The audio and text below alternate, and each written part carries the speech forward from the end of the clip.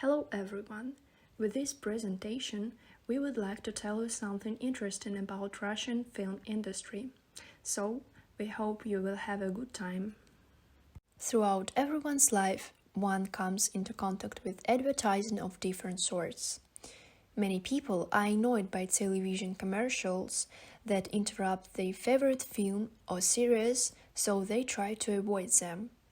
That's why marketers who are interested in promoting their product find ways to present the advertisement in a way that consumers do not notice. We are talking about such a phenomenon as product placement. The concept of product placement, especially visual product placement, is most prominent in cinema as it allows you to showcase your product unobtrusively, or very visible on the contrary, while minimizing the cost of props, filming, makeup, photography and videography. And now let's look at the history of the product placement in Russia in particular. In the Soviet times, the use of product placement dates back to the Soviet Union era. It is mostly found in films, but sometimes in books too. There are several perspectives on the epitomizing of the first product placement in Russia. Many researchers refer to Eisenstein's hand-painted red flag on the footage of the battleship Potemkin film as political product placement, the promotion of communist values, although not everyone agrees. It is important to note that individual brands were quite rarely promoted by the Soviet film industry. And of course, the sponsor of Soviet product placement was the government. The distribution of product placement in the USSR appeared as follows. In 1982, a film, Sport Lotto 82, hit the screens, where we see an ingenious commission from the government to promote the popularity of lottery tickets. The film triggered a lottery boom that lasted up to 1987. Although in the Soviet Union, specific brands were quite rarely promoted, perhaps because there was no brand per se, very few products had a brand name. At the time of total deficit, there was no need for this. Therefore, the Soviet product placement did not pursue commercial aims, but rather aimed to promote ideas, individuals, or simply human values. In 1990, Nikita Mikhalkov's film After Stop started a new trend, the commercialization of product placement. The company that contributed money to the film's production was a major Italian conglomerate. A successful illustration of product placement was the incorporation of the following products into the 1997 film Hunting Season, directed and produced by Igor Shavlak. Kremlovskaya vodka, Marlboro cigarettes, and other products. Product placement there is unobtrusive and fits perfectly into the storyline. In this case, the product placement follows unwritten rules of advertising. The vodka bottle doesn't appear close up directly in the scene, instead, it's slightly turned while the name is still clearly readable. If the bottle is in the scene for no longer than 5 seconds, you won't be able to read the name properly, but the branded bottle will be easily recognizable, and in the future one can conjure up an image of it. The same can be said about the cigarettes.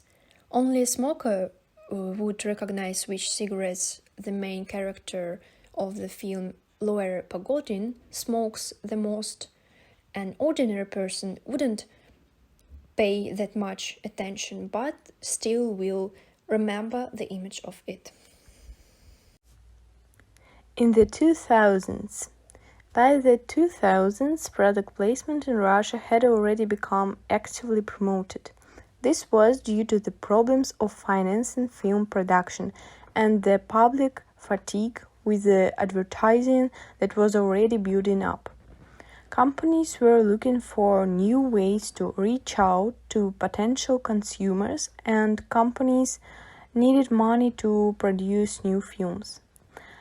This is where the filmmakers remembered the existence of product placement. Examples of Russian product placement in feature-length films include Philip Yankovsky's In Motion, in which the protagonists constantly drink vodka Ruski Standard, and Igor Konchalovsky's film Anti-Killer 2 as well. After these films were released, sales of Ruski Standard vodka have increased 4 times. Apart from this brand, the film also features a mobile phone brand, Panasonic, which sales have also gone up. This allowed the companies to achieve not only higher sales, but also to build a positive status, as the main message of the film is a relevant topic today, the anti-terrorism agenda. The largest number of product placement in the 2000s was in Timur Bekmambetov's blockbusters Night Watch 2004 and Day Watch 2006. There are about 30 brands integrated into these films. Now let's look at an example of one Russian film in particular. Timur Bekmambetov's iconic film Day Watch raked in an extraordinary $20 million for the Russian film industry in just 10 days. The film is based on the second part of Sergei Lukyanenko's fantasy trilogy of the same name.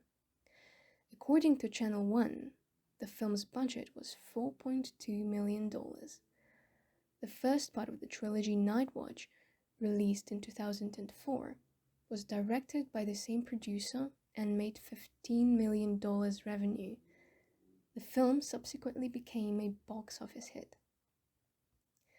The main components of the success of the Day Watch are the timing of the premiere, a massive advertising campaign, and a record number of copies for the Russian market. But the main element of success has been product placement.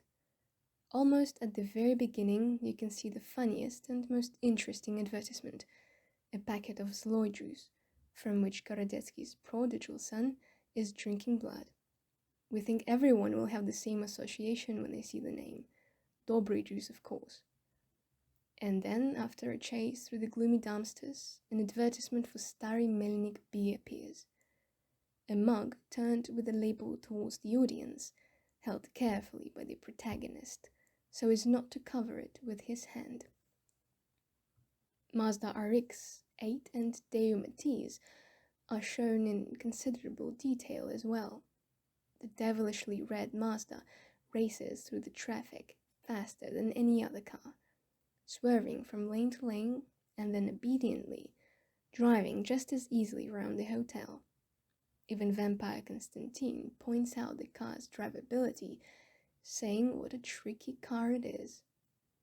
One wonders who exactly commissioned the ad, Mazda itself or an official dealer. The Daewoo Matiz, on the other hand, was clearly promoted on the account of Uz Daewoo, whose sticker on the rear window of the car can be observed for quite a while. The focus of this commercial scene seems to be on demonstrating the car's durability and its ability to keep people safe. Product placement is already rooted into our movie industry, and The Day Watch is probably one of the most progressive Russian films in terms of product placement so far. This film can be an example of good Russian product placement, and maybe in the future the public will be less exposed to haunting advertising, which often has a negative effect. With all of that being said, we can only point out that over time, product placement in Russia penetrated in the blockbusters, in series, in television programs, and even in books. However, according to observation of experts, Product placement in Russia is growing slowly.